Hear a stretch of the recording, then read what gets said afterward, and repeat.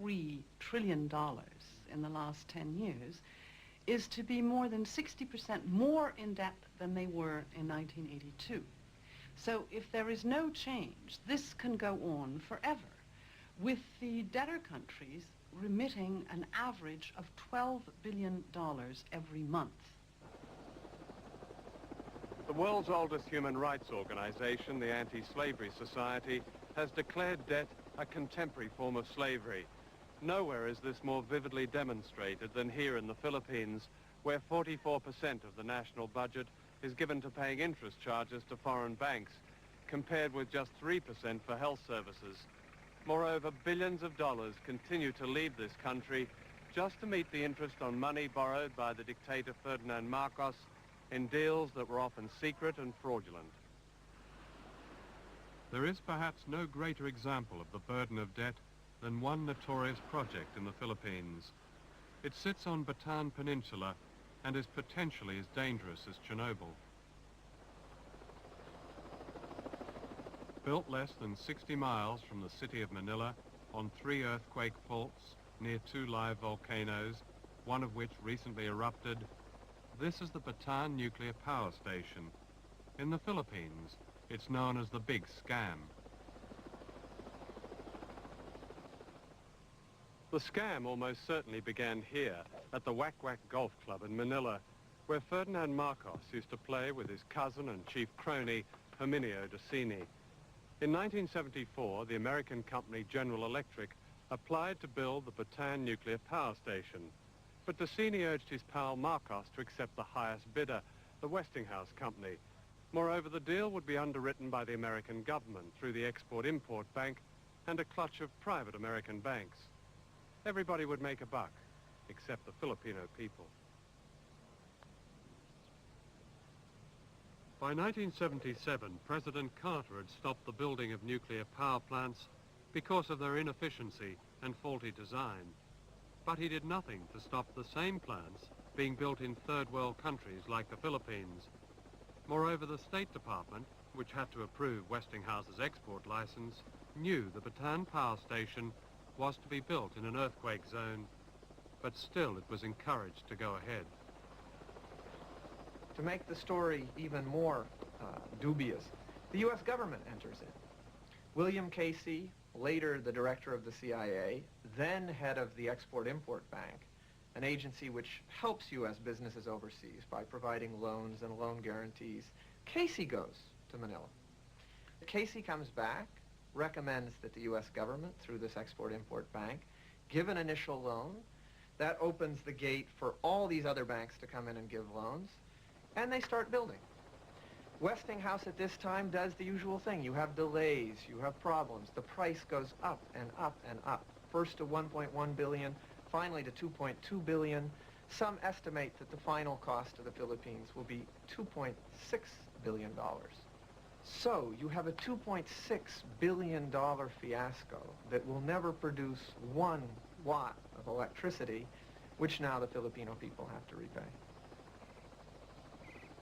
When Marcos was overthrown in 1986, President Aquino declared the Bataan Power Station unsafe, and it was closed forever. At the same time, her government began legal action in the United States against Westinghouse. Last year, the American judge found ample evidence of bribery. On the day before the case was due to be heard in March, it was settled out of court. Westinghouse agreed to pay the Philippines $100 million. But remarkably, the Aquino government agreed to give Westinghouse $400 million just to make the power station work, regardless of its position in an earthquake zone. And this $400 million will be borrowed from the same American Export-Import Bank and will have to be repaid by the Filipino people, most of whom live in poverty. Why should the Filipino people now, having got rid of the dictator Marcos, repay money that he got from the World Bank, much of it which he and his cronies pocketed?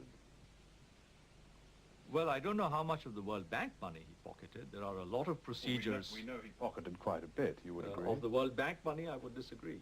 There are a lot of procedures in place to ensure that the disbursements of World Bank monies are for projects which are well monitored and are against purchases which are again well monitored. The World Bank and IMF that pride themselves in being institutions that are helping deal with the debt crisis were being used by a third world president actually for his own internal economic gain, in that it was allowing him to continue to service commercial bank debts without getting into trouble, continue to get new loans in, from which again he would take whatever, 1% or 1.5%, and continue to enrich himself.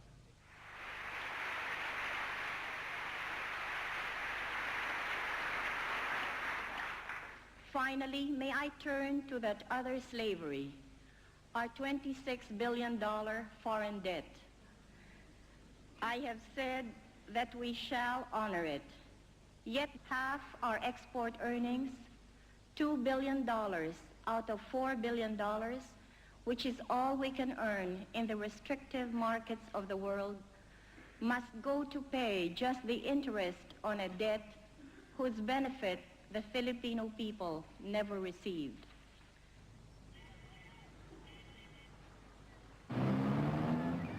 When Cory Aquino was swept to power, she described the Philippines as a land of broken promises.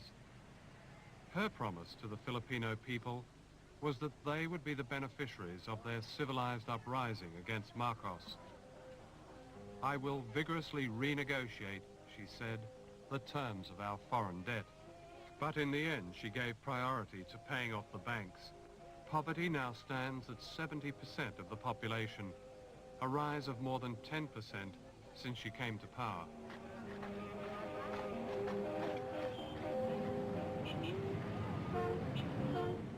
A Big Mac is not for the poor.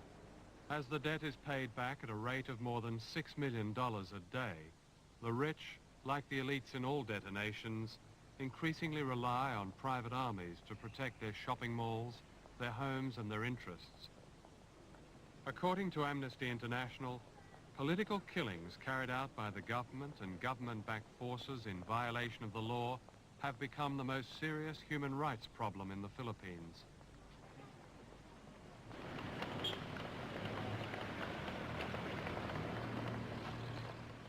This is Eddie.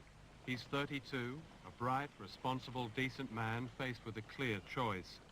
He can sift through rubbish, picking out bits of glass, tin and plastic in order to make a living, or he can let his family starve. They live in a place known to all Manila as Smoky Mountain.